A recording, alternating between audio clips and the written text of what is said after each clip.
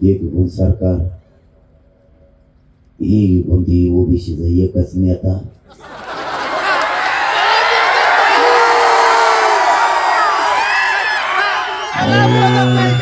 त्याचा बाजारातून ठेवलं बरं नाही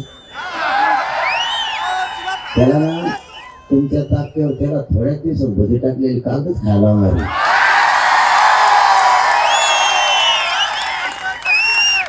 बोलावणं 2-3 दिवस झाले त्याला वाटतं बोलावं तरी ओबीसी चालले तर नाही बोलावं तरी ओबीसी चालले.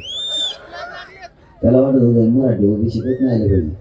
गेले ना तुला काही कळतं का नाही ते म्हणून तुम्ही आत नाही येऊन देणार. आत जाऊन बाहेर आले तुला लोटायचे बाहेर बाहेर आले का बाहेर. त्याला वाटायचं मी लय मोठा आहे मी एवढंच बारकोस मी. त्याला वाटलं हे किती लढणार रे अर्धी भाकर खाता येईल तो उरलं का नाही. जेव्हा त्यांच्या भाकरीत पण झाल्या त्यांच्या टोपल्यात काही न राहिला ते म्हणतो खायला नाही बरं दिसतंय आपला काचकाच कसा असतो. ते म्हणतो ते ओबीसी येऊन देणार नाही. आणि असे किती का बघितले किती वाटा लावले. त्याला मी 29 ऑगस्टला शब्द दिला तर पाचरा पिचरा करून जर तो खोटा उपटून फेकून नाही दिला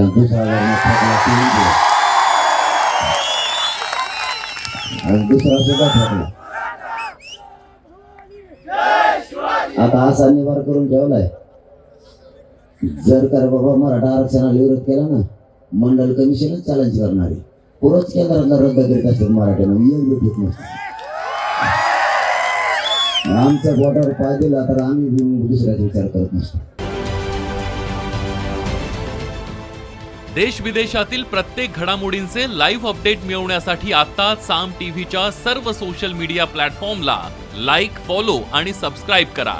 तसंच सर्व नोटिफिकेशनसाठी बेल आयकॉन प्रेस करायला विसरू नका.